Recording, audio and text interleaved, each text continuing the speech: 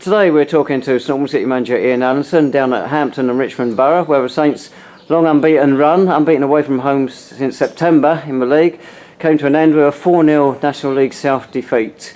4-0 is hard to take, Ian, but those first three goals, we were at fault for all of them. Yes, as you can see, and obviously from the video highlights, you'll see that we've been a victim of our own downfall today. We haven't defended properly.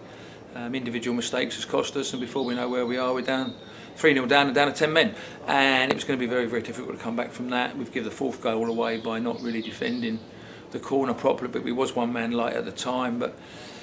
And once the game got stretched out, that was always going to suit Hampton because they're very good at doing that. You can see the way they break forward. They've got lots of pace going forward, and it caused us problems. But up until probably the third goal went in, I felt we was really in the game at 2-0. We were right on top. We'd made the changes. The subs that had come on had given us a really good energy, and we started to get crosses in the box. And one or two chances fell. Their keepers made an absolutely brilliant save to keep us in it, or keep them in it at 2-0. And if that goes in 2-1, it could have been a completely different game. But again, a poor back pass has left Rusty short, and before we know where we are, it's a penalty, and we're down to 10 men.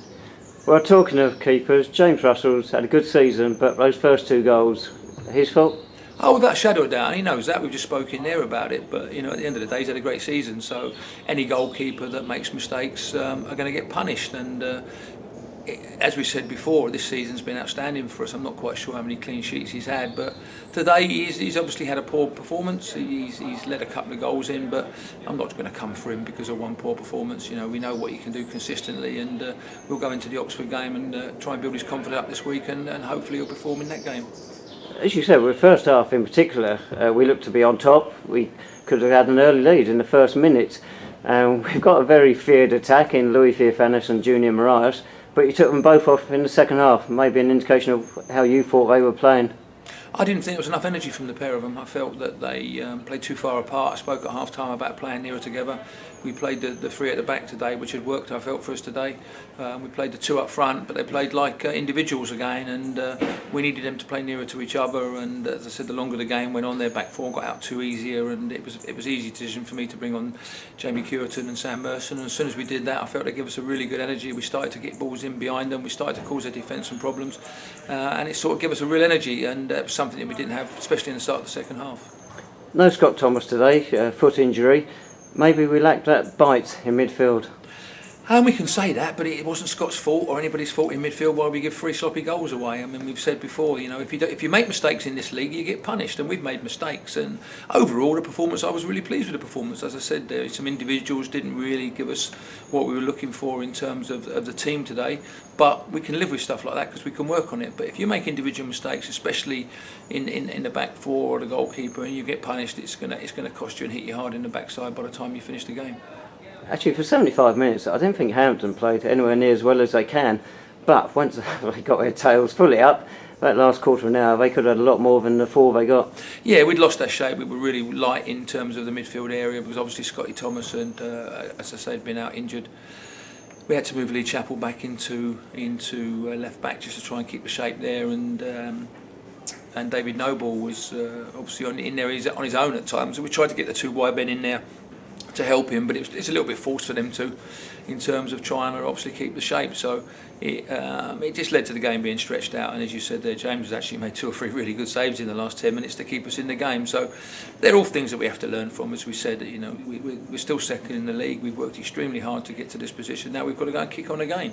We've got 2 tough games against Oxford City coming up, and then we go into the January period where we know we've Maidenhead, Hemwell and teams like that coming. So it's going to be a tough game. We're going to have to go and work extremely hard.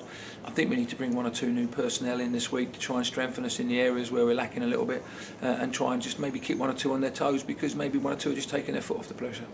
It's funny, going into the game, 3 successive clean sheets. I don't think anybody saw us shipping 4 today, although even in those 3 games, probably not as good as we were playing in the weeks leading up to that. But as you say, we've got to bounce back straight away now. 2 games against Oxford City, a good chance to build that platform again. Yeah, I mean, it'd be a tough game. As we've said, they've improved as well. But it was probably, for me, was the best we've played in the last 3 games, and we've had 3 clean sheets, as we said.